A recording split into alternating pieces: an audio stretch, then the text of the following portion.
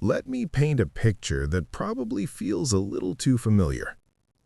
It's Friday evening, around 5:30 p.m. You just wrapped up another full work week, 45 hours, maybe more. You're technically on your way home. Maybe you're behind the wheel, maybe you're standing on a crowded train, but mentally, you're completely toast. Your brain feels cooked, your patience is gone, and the last thing you want to do when you get home is cook a meal or make decisions. So you open a delivery app. Thai food, pizza, burgers, whatever will show up fastest. $40 becomes $45 after taxes, fees, and tip. Then you get home, crack open a beer or pour a glass of wine, sink into the couch and turn on a show you don't even really care about, just something to numb the noise in your head. And you tell yourself, I earned this, I worked hard all week. But here's the uncomfortable question nobody asks. What if that Friday night didn't cost you $45? What if it actually cost you hundreds? I'm Evan, and I spend an unhealthy amount of time thinking about the invisible math that quietly controls our lives, especially the math that keeps smart, hardworking people feeling broke despite earning what looks like good money. If you've ever checked your paycheck and thought, where did it all go? Or felt like you're working harder now than ever, but your savings barely move? This video is for you. Because today, we're not talking about investing, side hustles, or budgets. We're exposing a personal accounting error, one that almost everyone makes. We're calculating your real hourly wage. And fair warning, once you see this number, you won't look at money the same way again. From the moment we leave school, we're told to measure success by one number: annual salary. $65,000 a year, 75, maybe six figures if you're lucky. It sounds impressive, it feels respectable. But here's the problem. In business, no serious company looks at revenue without expenses. That's how companies go bankrupt. If a business brings in $1 million but spends $1 million to operate, it isn't successful, it's fragile. Yet when it comes to our own labor, that's exactly what we do. We look at income and completely ignore the cost of generating it.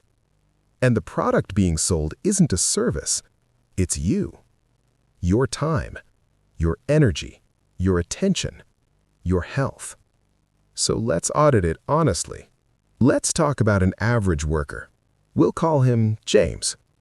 James earns about $65,000 a year. On paper, that's roughly $31 an hour. Not bad, right? Except before that money even reaches his bank account, taxes step in. Federal taxes, state taxes, Social Security, Medicare. That $31 instantly drops closer to $23 or $24 an hour. And that's just the obvious part. Now comes the money James spends because he has a job. First, transportation. Car payments, gas, insurance, maintenance, or public transit passes. Thousands of dollars every year just to arrive at a building where he earns money. Let's be conservative and say that costs him $4,000 annually. Then there's appearance. Work clothes, shoes, haircuts, dry cleaning, expenses that exist solely to remain employable.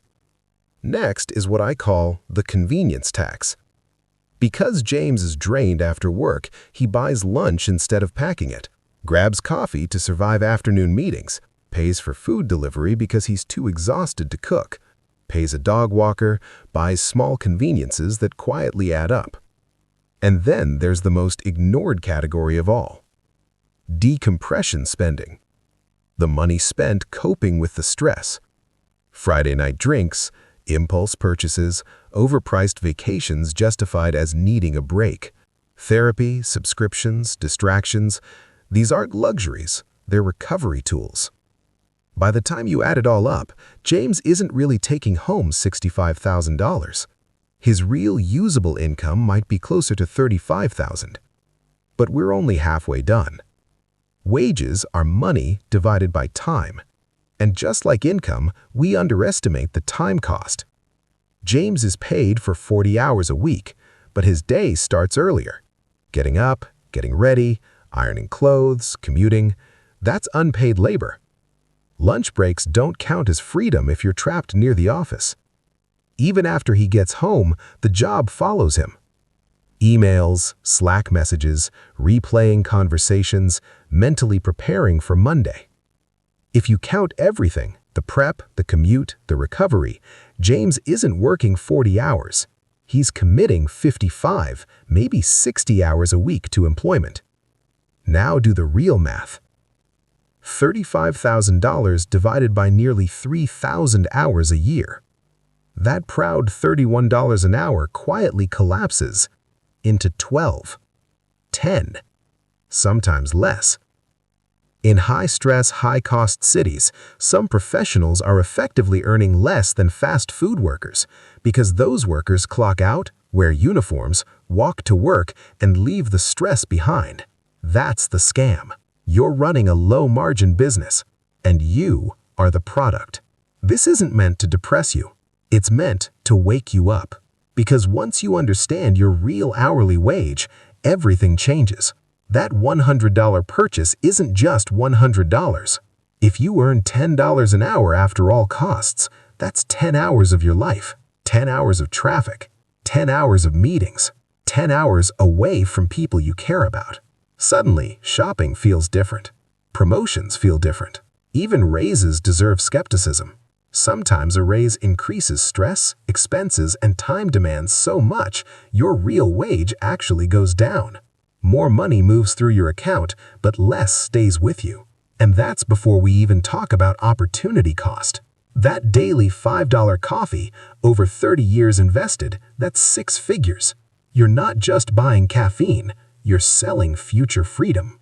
The solution isn't quitting your job tomorrow. It's changing the metric. Stop optimizing for salary. Start optimizing for margin. Reduce commute time. Negotiate remote days. Meal prep. Care less about office appearances. Cut costs that only exist to tolerate the job. Every dollar you don't spend because of work is a dollar of freedom. And the biggest shift is mental. Start treating your labor like a business. A smart business doesn't chase revenue, it protects margin. If someone makes $50,000, spends $20,000, and works reasonable hours, they're winning. If someone makes $100,000 but spends $95,000 and lives exhausted, that's a failing operation. So here's your assignment. This weekend, when you're rested, run the numbers. Calculate your real hourly wage. Write it down.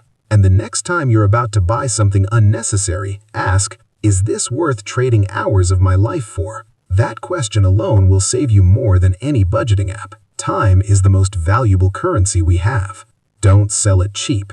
If this made you rethink your paycheck, share it with someone who looks burned out. Thanks for watching. I'm Evan. I'll see you in the next one.